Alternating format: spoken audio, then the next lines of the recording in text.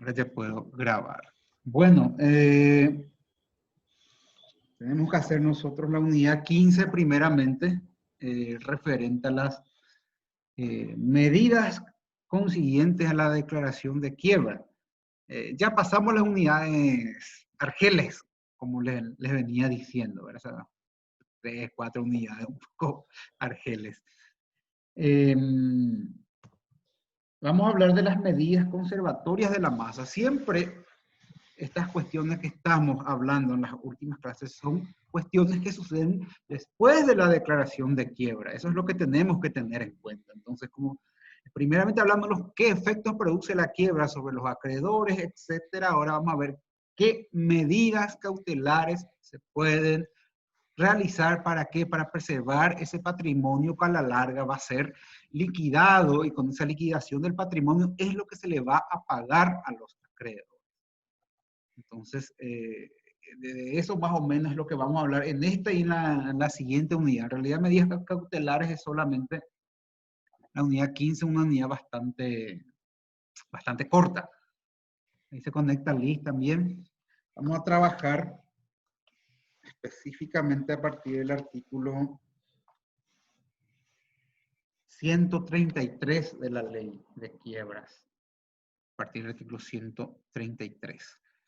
Bueno, entonces cuando hablamos medidas conservatorias de los bienes de la masa, acuérdense que cuando la ley habla de la masa se refiere a esa masa compuesta por todo ese patrimonio, que a la larga, como les dije, este patrimonio va a ser rematado, va a ser vendido. Eso significa ser liquidado. ¿Para qué? Para poder pagar a los acreedores.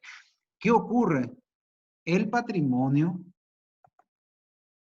como el patrimonio está compuesto de un conjunto de bienes y también a veces deudas, entonces la ley de quiebra lo que establece son herramientas de carácter jurídico para proteger ese patrimonio. Acuérdense que el patrimonio es la garantía que tienen los acreedores para poder cobrar su crédito. Se conecta Fátima también. Hola, Fátima. Entonces, ¿Cómo está, profesor? Buenas tardes. súper, súper, súper.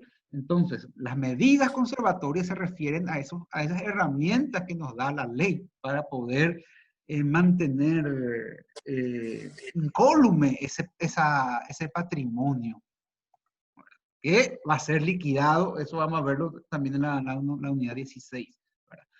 Ahí se conecta también Sara, Nati, ¿cómo están? Entonces, a partir del artículo 133, como primer punto, lo que es la unidad 15, dice, guarda de los bienes, libros y papeles, inventario, avalúo, quiebra de la sociedad, tendría que decir el programa, pero la sociedad hubo un error de tipeo. Bueno, entonces, ¿qué nos dice el artículo 133? Que una vez que se haya declarado la quiebra, el que está obligado a tomar todas las medidas necesarias para la conservación del patrimonio, o de la masa, mejor dicho, ¿verdad? De la masa, vamos a utilizar el término que está en el programa, es el síndico. El síndico es el encargado de tomar todas las medidas necesarias para que esos bienes se guarden o se conserven. O los libros y papeles de comercio, si bien ya es una expresión un poco antigua, ¿verdad? Sigue vigente, ¿verdad? Entonces, los bienes, los libros y papeles de comercio deben ser resguardados. ¿Quién es el encargado de eso? El síndico. ¿Quién le da esa atribución al síndico? El artículo 133 dice, después de la declaración de quiebra. Entonces, ¿qué es lo que tiene que hacer el síndico? Tiene que tomar posesión de los bienes, de los papeles y libros de comercio. Entonces, es bastante sencillo lo que nos establece el artículo 133. Lógicamente, el síndico toma posesión de esos bienes y debe guardar y conservarlo. No deja para él, ¿verdad? Por eso que el síndico lo que hace es administra esos bienes ajenos. Y está a su cargo, repito, según el artículo 133, la guarda y conservación de los bienes, de los libros y papeles de comercio. ¿Se entendió, verdad? Pregunten nomás, ¿saben lo que pueden preguntar otra vez? Bueno, espectacular, espectacular. El respecto al inventario y al avalúo. El inventario ya habíamos hablado cuando hablamos de la convocatoria de acreedores. Bueno, se hace otro inventario. Este inventario que se hace después de la declaración de quiebra ya es un inventario definitivo. Habíamos hablado también del inventario cuando hablamos de la convocatoria de acreedores. Acá ya hablamos de un inventario definitivo previo a la liquidación del activo. Entonces, este inventario sí ya es definitivo, ¿verdad? El inventario está a cargo. Bueno, el programa dice inventario y avalúo para siempre tratar de explicar qué es lo que es. El avalúo implica fijar el valor a los bienes inventariados. Entonces, eso significa avalúo. Bueno, ¿quién es el que hace el inventario? También es el síndico. Es más, la ley de quiebras le da la potestad incluso a los acreedores a asistir a ese inventario. Pero sí, no es una obligación de los acreedores asistir al inventario, pero sí el código lo que exige es una notificación con anticipación de por lo menos 3 días a los acreedores. Después es optativo asistir o no al inventario. Entonces, ahora, lo que no quiero que confundan es que el inventario del cual hablamos es un inventario que se realiza en la convocatoria de acreedores. Este es otro inventario, ya sería, por decirlo así, el inventario definitivo previo a la liquidación del activo. Entonces, hablamos de 2 inventarios. Hasta ahora es otro inventario, ¿verdad? ¿Quién lo hace? Hace el síndico. El síndico se tiene que constituir en el domicilio del deudor y si es comerciante en el local comercial y comienza a inventariar los bienes y a fijarle un valor aproximado. Ahora, lo mismo ocurre cuando quiebra una sociedad de responsabilidad limitada. Se hace la misma cosa. Ahora, cuando la sociedad es de responsabilidad ilimitada, acuérdense de que si el patrimonio es insuficiente, se puede proceder en contra del patrimonio de los socios. Los socios son solidariamente responsables. Por eso ya estudiaron derecho comercial. Para tener en cuenta siempre. Pues nos pide el programa. Defensa y conservación del activo, medidas necesarias. Y esto es un poco repetitivo, la unidad es un poco repetitiva, pero está en concordancia con la ley de quiebra. Es el síndico el que tiene la responsabilidad de tomar todas las medidas necesarias para conservar el activo de la quiebra. El activo es lo que se va a liquidar, que hoy vamos a verlo en la siguiente unidad. Entonces, es el síndico el que tiene acá la responsabilidad. Ahora, insisto mucho con la cuestión del síndico porque si escuchamos, por ejemplo, en otras materias van a escuchar que el actuario, el que hace el inventario, etc. Bueno, pues eso es un proceso civil. Es un proceso civil. El procedimiento de quiebra, el que hace es el síndico y es el síndico el que está facultado por la ley de quiebras a realizar todas las medidas necesarias para la defensa y conservación del activo. Por eso el punto 3 se relaciona con el punto 4, dice cobro de créditos, gastos, administración y depósito. Está en el mismo artículo, en el 144.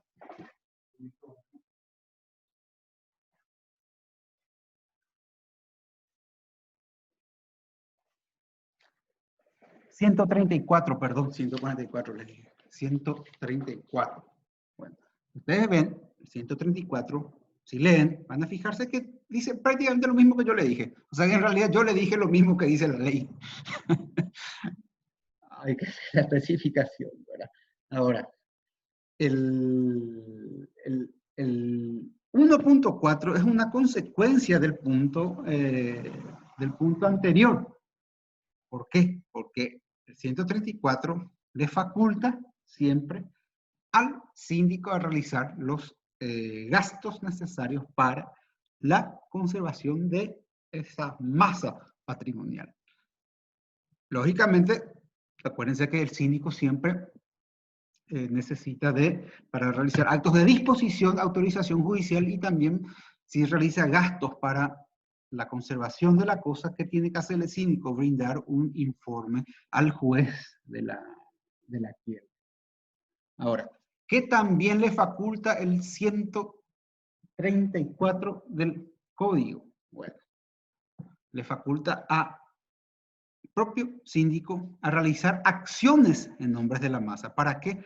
Puede ser que el fallido tenga derechos que cobrar, créditos que cobrar. Entonces, entonces el síndico está, por ejemplo, facultado a instalar una demanda en nombre y representación de la masa. ¿Para qué? Para incorporar bienes a esa masa.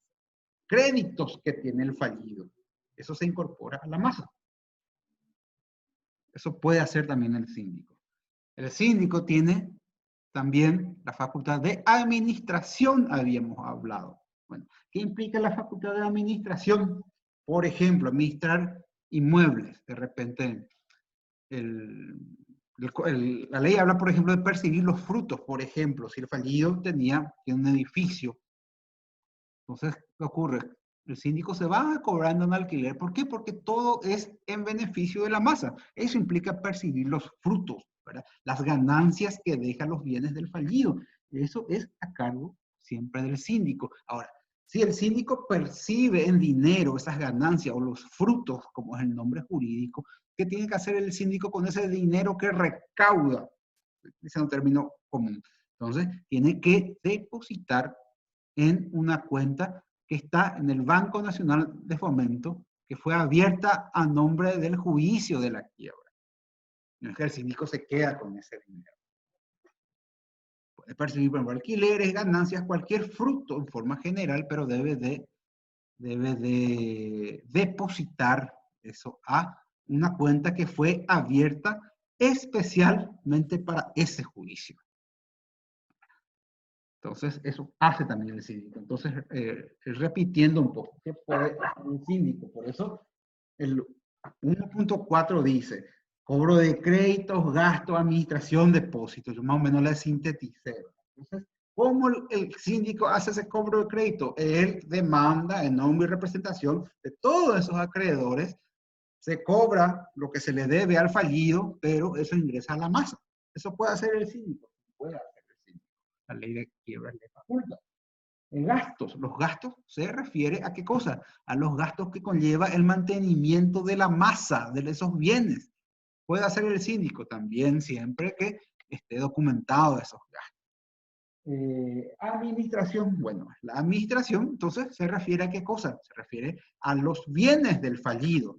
Entonces estos bienes del fallido pueden generar frutos, ganancias. ¿Qué hace el síndico con esas ganancias? Lo percibe o lo cobra, como el ejemplo que leí, los alquileres, y luego, con respecto al depósito, el síndico, esos frutos percibidos, o si es dinero cobrado, lo deposita en una cuenta que fue abierta especialmente para este juicio. Esa cuenta se abre en el Banco Nacional de Fomento a nombre del juicio, una cuenta judicial. Así funciona. Fácil.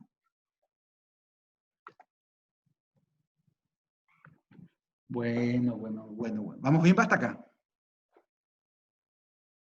Interrúmpame nomás y... Sí, profe. Buenas tardes. Hola, Hugo. Ahí se están conectando casi todos los compañeros, Jorge. De a poco nomás van entrando. No, lo importante es siempre llegar, ¿verdad? Fernando ahí, he visto, está conectado también. Hola, buenas tardes, profe. ¿Cómo le va? Súper.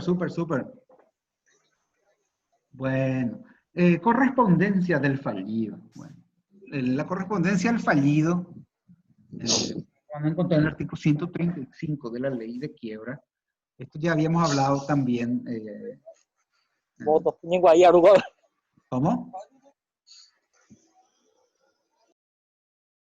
Esto ya habíamos hablado también en su momento, ¿verdad? Entonces, el síndico puede abrir la correspondencia del fallido siempre en su presencia. Fíjense que la ley de quiebras habla de correspondencia epistolar, telegráfica, cablegráfica. Bueno, hoy día ya, ¿verdad? Pero bueno, sigue vigente nuestra ley de quiebra. Es un artículo no muy importante, el 135, pero para seguir nomás la temática de la ley y la temática del programa. Y el último punto de esta unidad, bienes situados fuera del domicilio del fallido. Bueno, pueden existir bienes que sean del fallido, que sean de propiedad del fallido, pero que no se encuentre consigo, se encuentre en poder de terceros. Habíamos también dicho en su momento que si existen bienes en poder de terceros, esos bienes deben ser traídos a la masa. ¿Verdad? Se tiene que poner a disposición del síndico. Ahora, pueden existir bienes que por A o B motivo no puedan traerse a la masa. Entonces, la ley de quiebras establece de que se puede designar un depositario judicial de esos bienes a otra persona. Respecto a la figura del depositario judicial, el contrato de depósito estudiaron derecho comercial, ¿verdad?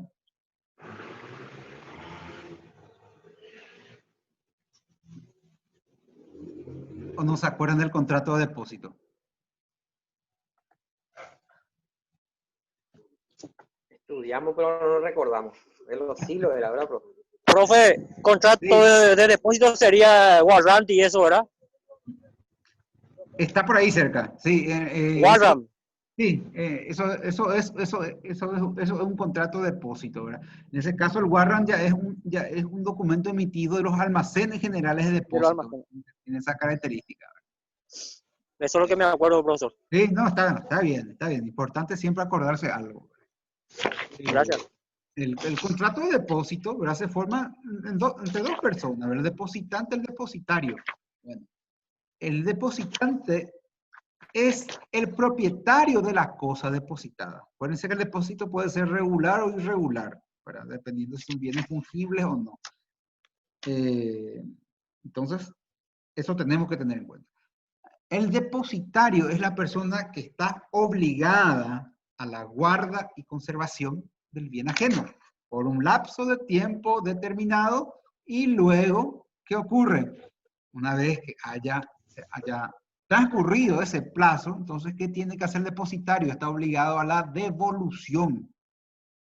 Eso más o menos es el contrato de depósito, ¿verdad?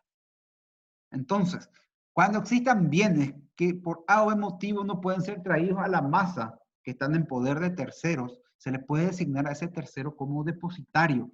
Es la misma figura, solo que es depositario judicial. ¿Por qué? Porque se da dentro de un juicio determinado. Por eso se llama depositario judicial.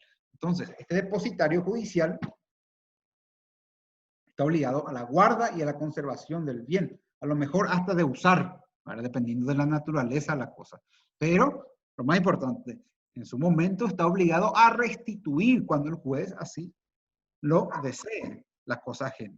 El depositario no se constituye en dueño.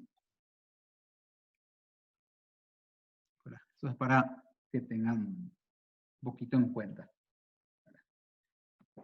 Bueno, eso es el artículo 136. Bueno, ¿dudas? La unidad 15 es muy cortita. Ahí hicimos en 20 minutos, menos de 20 minutos hicimos la unidad 15.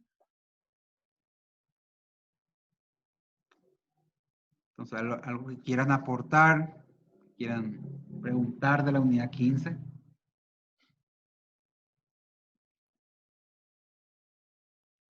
¿Verdad que está muy bien explicado, profe? Se entendió muy bien la clase. Qué suerte. Sí, ya, como les dije hace rato, ya pasamos a unidades muy argeles, ¿verdad? Esto es muy sencillo, en realidad es muy sencillo. Bueno, ¿podemos hacer la unidad 16?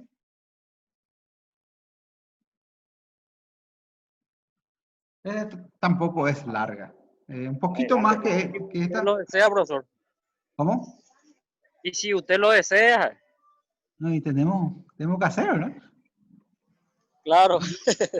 Yo quería hacer cuatro unidades hoy, pero después la delegada me dijo que tienen clase con el doctor Justo, entonces no le voy a forzar. Sí, así No, mismo, profesor. ¿ah?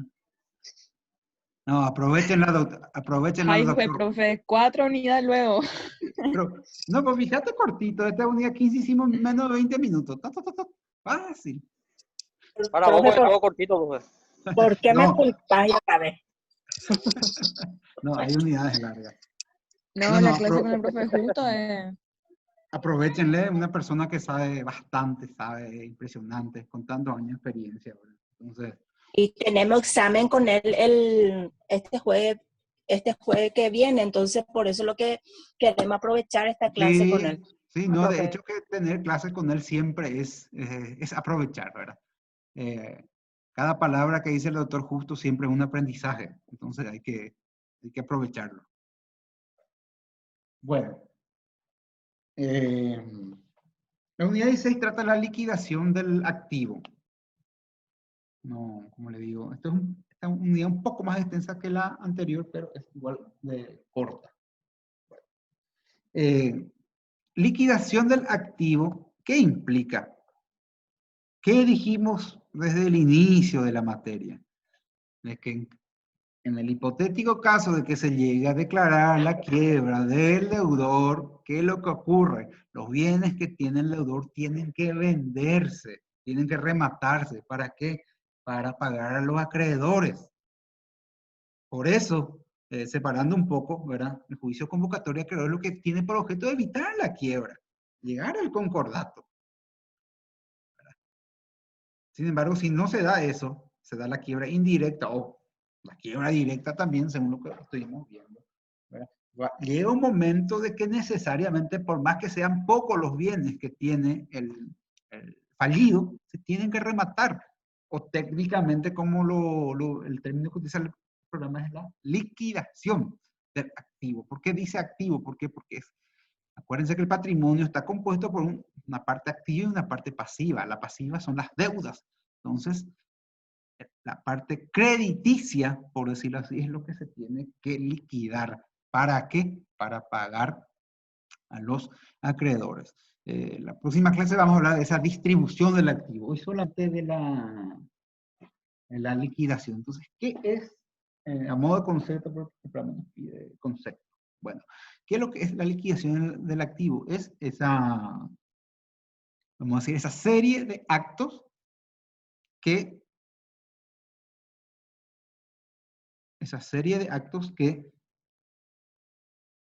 sirven para, yo como si fuera una clase presencial estoy dictando, la costumbre. Bueno, es una serie de actos que sirven para que el activo se vuelvan bienes a los efectos de proceder al pago. A los efectos de proceder al pago. Entonces, cuando se da la liquidación del activo, existe un sistema de distribución universal, que vamos a verlo cómo se da de hoy en noche. Vamos a hablar de esa distribución. Entonces, acuérdense cuando analizamos el artículo número 2 de la ley de quiebras, fíjense el objeto, la ley de quiebras. Este creo que va a salir en el examen. El artículo 2, ¿verdad? Fíjense, tiene por objeto realizar y liquidar, dice. A lo mejor no se acuerdan, pero para que tengan en cuenta. En un procedimiento único, los bienes de una persona natural, que hubiese sido declarada en quiebra, comprende todos sus bienes. Entonces, lo que vamos a hablar acá es de algo que la ley tiene por objeto que está en el artículo 2. Liquidar los bienes del fallido una persona declarada en quiebra, como lo dice la ley. Ahora, el programa nos pide objeto, formas de liquidación, formalidades de cada uno. Bueno, en esta unidad vamos a trabajar a partir del artículo 138 de la ley de quiebra. Bueno. ¿En qué momento, a partir de qué momento se hace la liquidación del activo? Primero, la resolución de la quiebra tiene que estar firme. ¿Saben lo que significa una resolución firme?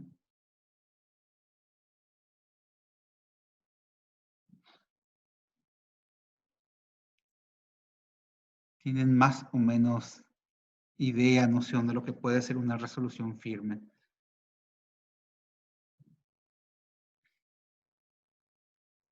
No tengan miedo a hablar.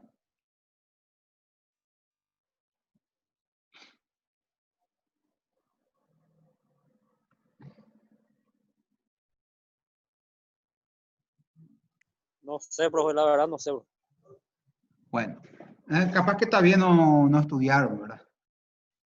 En derecho procesal se suele hablar mucho. Bueno, una resolución, o sea, técnicamente se dice que está firme cuando esa resolución ya no puede ser modificada. Es decir, ya no se puede apelar, porque cuando estudian procesal, no sé si en el 12 estudia la parte de recursos, van a ver que los recursos sirven justamente para modificar las resoluciones judiciales. El famoso recurso de apelación. Para perdemos un juicio y planteamos una apelación. ¿Por qué? Porque queremos modificar una sentencia. Entonces, cuando encuentren ustedes el término resolución firme, implica que esa resolución ya no se puede apelar, por ejemplo. ¿Por qué? Porque no puede ser modificada. ¿Por qué? Porque ya pasó el plazo. O ya se perdió el correspondiente recurso. Eso no les voy a preguntar, pero es a los efectos de que entiendan, ¿verdad?, la terminología utilizada por la ley de quiebra. Entonces, primero, cuando se procede a la liquidación de activo, tiene que haber resolución firme. ¿De cuál resolución? La resolución que declara la quiebra de la persona. Segundo, se tuvo que haber verificado los créditos. Acuérdense que está la verificación de créditos. Entonces, se da lo que se denomina remate. Pero un remate judicial, lógicamente, dentro del expediente. Entonces ahí aparece la figura, que ustedes ya conocen, la figura del martillero o del rematador. ¿Verdad? Solo que a diferencia de lo que está en la ley del comerciante, el rematador, si bien debe cumplir con lo que estipula la ley del comerciante, el remate que él hace es judicial. Se puede hacer un remate extrajudicial también. Entonces, ¿cómo funciona esta cuestión del remate? En la ley de quiebras dice que el síndico elabora una terna, es decir, elige a 3 rematadores y luego el juez es el que decide quién va a ser el rematador. En realidad en la práctica se suele sortear. Ahora, ¿qué es lo que se hace antes de hacer el remate? Se tiene que notificar de ese remate. ¿Cómo se hace eso? Mediante publicación de edictos. Mediante publicación de edictos. Dice la ley de quiebras que se tiene que publicar en 2 diarios de gran circulación por el plazo de 5 días si es que se va a rematar bienes muebles o semovientes, y si es que se va a rematar inmuebles, el plazo de publicación es de 10 días.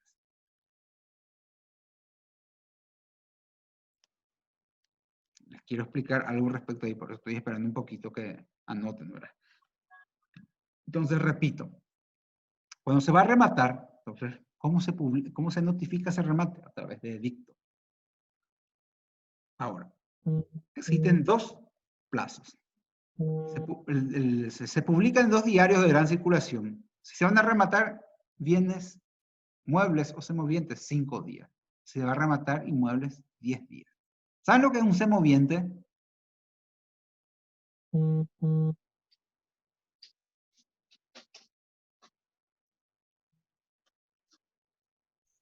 ganado. Exacto, de ganado, ¿eh? Bueno, entonces puede ser que el fallido tenga mucho ganado. Qué mal suena, ¿verdad? ¿Cómo? Bueno, entonces, o sea, si es semoviente, mueble, 5 días. Si es inmueble, 10 días. Ahora, adelantándome un poquito para poder entender los otros artículos y este propio artículo. Cuando se va a rematar bienes, judicialmente hablando, es importante que siempre se fije una base de venta, ¿verdad? El precio mínimo. Esa es la regla. ¿Por qué estoy haciendo hincapié en esto? Porque el código dice una parte. Vamos a leer exactamente lo que dice la ley. Fíjense acá en el segundo párrafo del 138 dice, ¿verdad? Y de 10 días para los inmuebles sin tasación, excepto inmuebles que tengan por base la tasación fiscal. Hoy día, todos los inmuebles están, bueno, deberían estar registrados. Entonces, todos los inmuebles tienen un valor fiscal.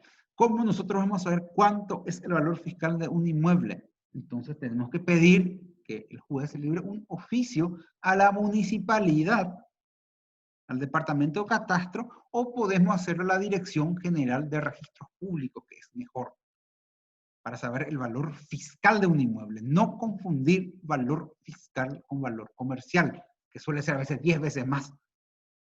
Por eso vamos a encontrar a veces que el valor fiscal de un inmueble son 20 millones, 30 millones, etc. Y las reglas para los remates, no solamente en el ámbito de la quiebra, sino en el fuero civil también siempre es el valor fiscal del inmueble. De ahí hubo un quilombo, me acuerdo, hace unos meses atrás, cuando en realidad yo no vi el expediente, pero fue objeto de ataque en redes sociales que el abogado remató por 20 millones un inmueble que costaba no sé cuánto. Se van a acordar. Yo no conozco el expediente, pero es lógico que si se llevó a remate un inmueble, es por la cuestión del valor fiscal. El Código Procesal Civil también establece eso. Bueno, me salió un poco del tema, pero para que tengan en cuenta. Entonces, cuando se va a rematar un inmueble, hoy día todos los inmuebles tienen un valor fiscal. Entonces, eso es lo que quería dejar en claro con ustedes. Y entonces, el valor fiscal va a ser siempre la base de venta cuando es inmueble.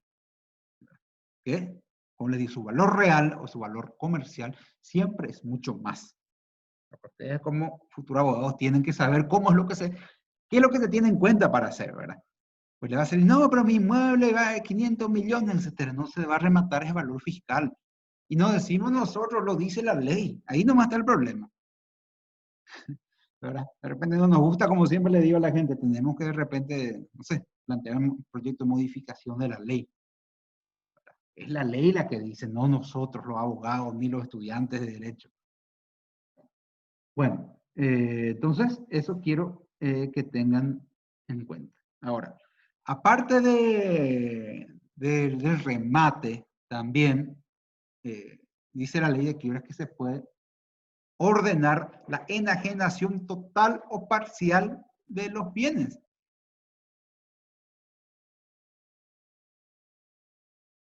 Es decir, hacer un conjunto para poder vender por un precio determinado. Eso también se puede.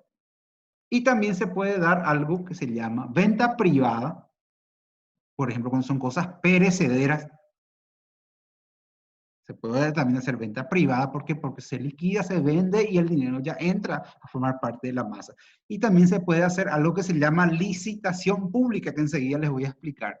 Acá veo que me marca 4 minutos el Zoom, pero le vamos a dar otra vez de seguido. Pueden entrar en el mismo enlace que le envié en el grupo, ¿verdad? 4 minutos sobre. Bueno, entonces, volviendo a la cuestión. ¿Cómo se puede liquidar el activo? Por eso tu cámara de Dios mío, bueno.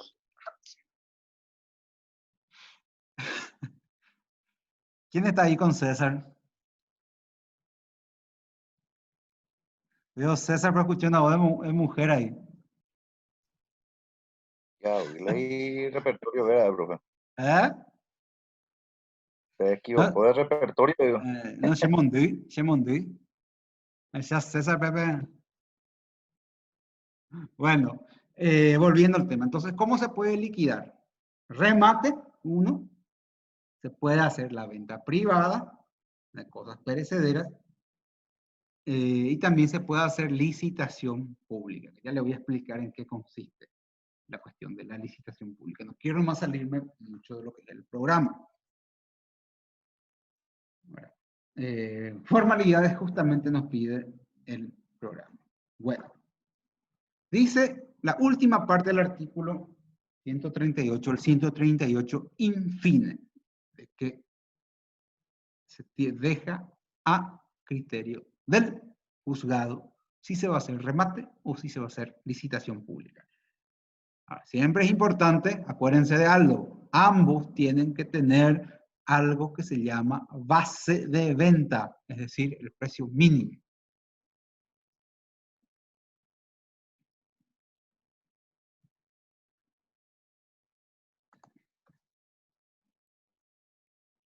Bueno.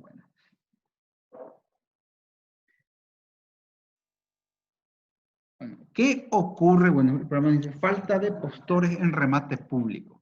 Este remate que se hace en la Secretaría del Juzgado en horas de la tarde. ¿Por qué se habla del remate público? Porque cualquier persona puede asistir. Cualquier persona puede asistir.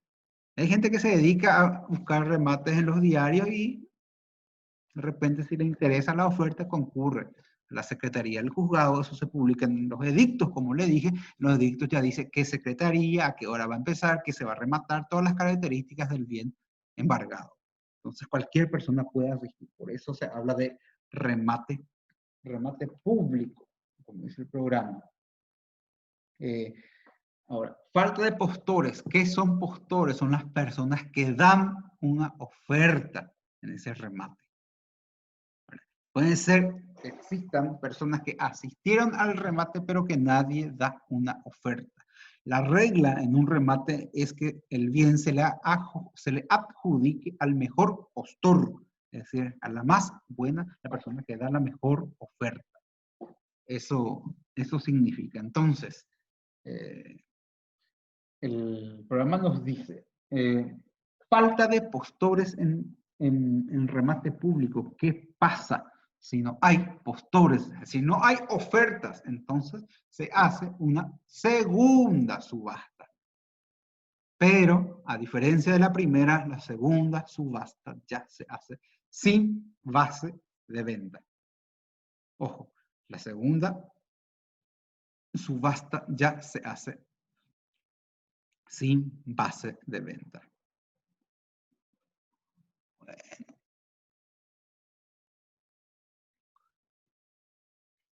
Menos de un minuto se va a cortar.